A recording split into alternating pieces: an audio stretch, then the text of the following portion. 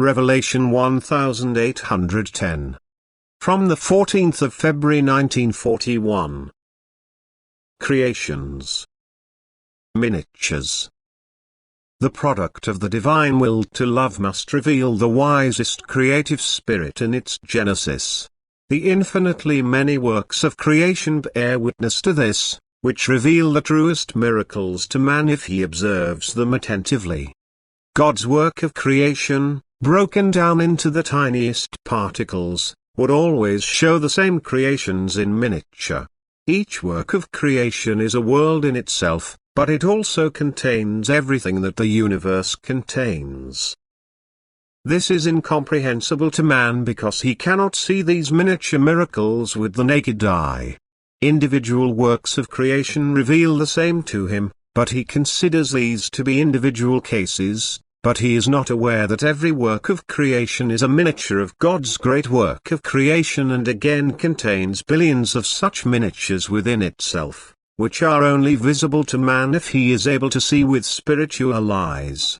Then his astonishment will find no bounds, and then the greatness of the eternal deity, who is able to create such things, will become fully comprehensible to him.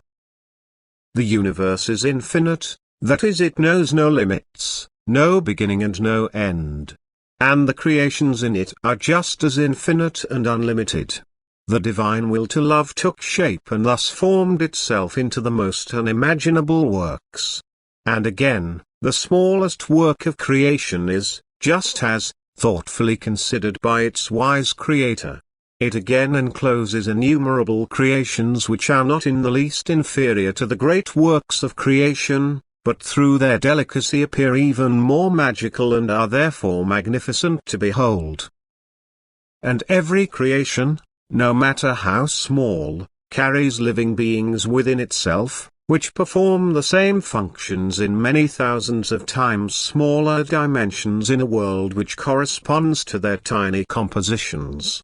And everything is subject to the same lawfulness. Everything is well thought out down to the smallest detail and is directed and guided by divine will. God is just as present in the tiniest grain of sand as in the entire universe.